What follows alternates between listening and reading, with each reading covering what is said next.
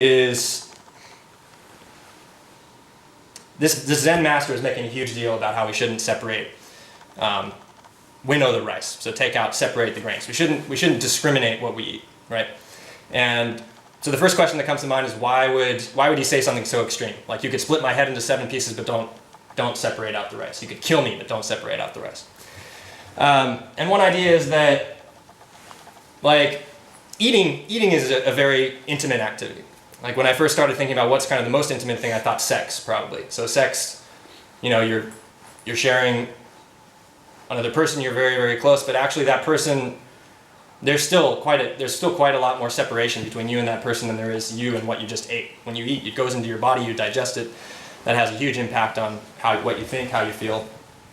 And so it's really natural to want to put a lot of limitations on what you eat. Either extremely limit yourself, as do, no offense to vegans or vegetarians or gluten-free people, whatever. Where I come from, there's a huge amount of those people, and no problem with that. However, as you know, it's when you really start thinking about how much it matters what you eat, you can go to extreme. You can go to extreme limits, limiting yourself. And then on the other extreme, there's people who really get attached to, obviously, the other end, eating a lot.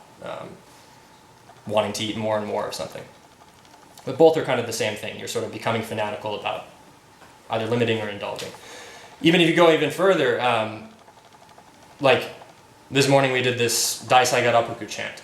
And theoretically you do that chant, Daisai Garapuku is in one breath. Some people can't make it all the way, but theoretically you do that in one breath. And then everybody breathes together. Daisai Garapuku, everybody takes a huge breath. So all that breath that you just expelled out into the room, all the people next to you, you're breathing in their air too. Also a very intimate activity. Also, all of you went and cleaned the dam the other day. And you saw, we're all drinking the same water. Sometimes deer and pigs and stuff die in that water. And then we drink that. We drink that all winter. So that all that stuff is going into our bodies. And this becomes a metaphor in Buddhism for how we deal with kind of our own thoughts, how we deal with our own minds. So the early Buddhists, kind of their starting point was really, I just said this in Japanese, but you are what you eat, but you are what you think. So if you think good thoughts, your life will be good. If you think bad thoughts, you will do evil things. Your life will become a manifestation of what's going on in your head. Therefore, it's really, really important as you sit meditation to control your mind. As much as you can. To the extent that you can control your mind, control your thoughts, that means that you're doing good meditation.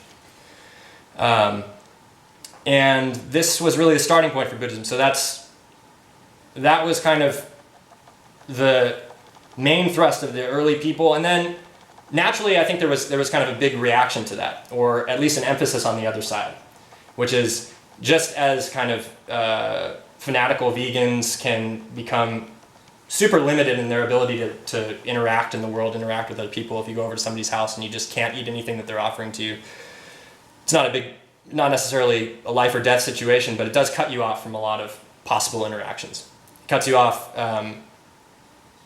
from a relationship with, how you might feel if you did eat those foods, how you would deal with it if you felt bad, if you felt like your stomach hurt. Could you still interact in the world, or do you have to kind of prepare for your life by eating just the right things, taking care of yourself in just the right way, sleeping just the right amount? So the kind of reaction to that attitude was this much more broad, sort of flexible approach to how we deal with our minds in sitting.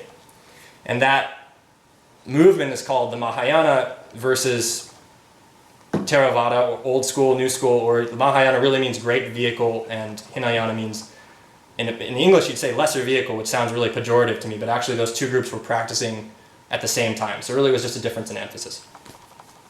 So this first quote that I took, which is about it starts out being about food, and then it really transitions into this kind of super extreme statement about if you're willing to make friends with devils, if you're willing to never reach the other shore of enlightenment, if you can be no different from the devils, if you can slander the Buddhas, if you can vilify the law, if you cannot be counted among the assembly of monks, and in the end never attain nirvana, if you can do this, then you're worthy to receive food.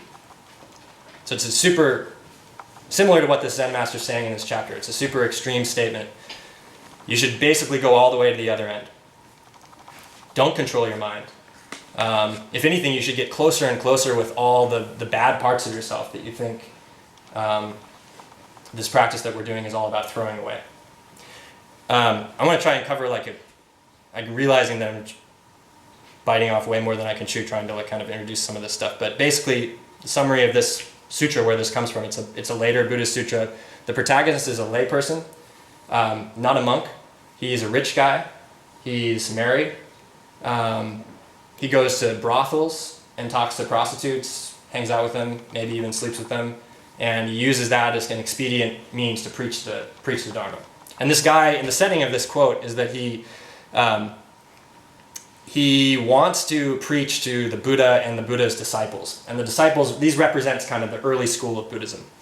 The guys who are really fanatical about you are what you think.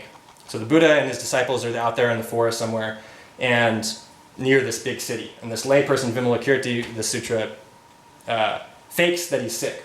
He says, he fakes that he's sick and he lets everybody know I'm sick, but actually really he's okay. He just wants to the Buddha and all his friends to come over. So the Buddha says to his disciples first, okay, Shariputra, you go over there and check on this guy Vimalakirti because he's sick. And Shariputra is foremost in wisdom. The disciple of the Buddha who's the most wise, apparently.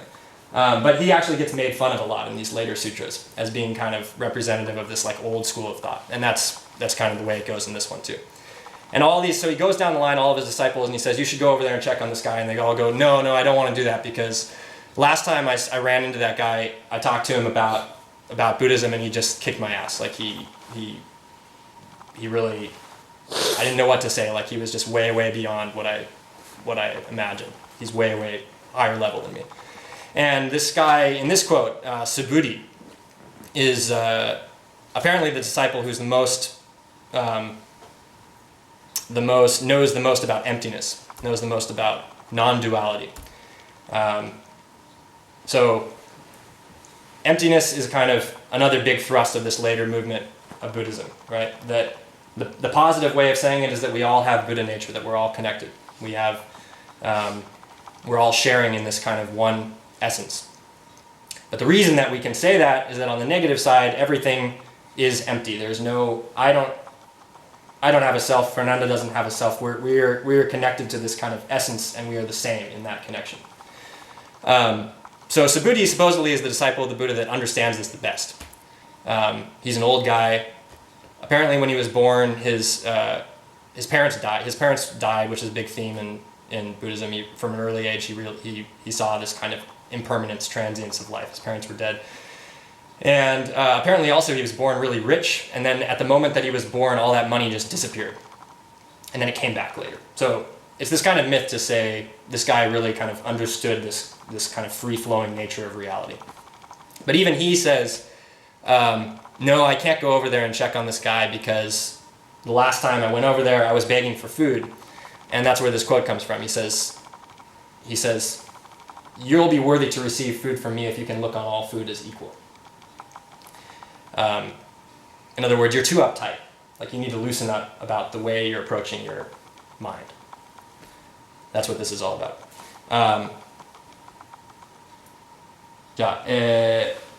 Point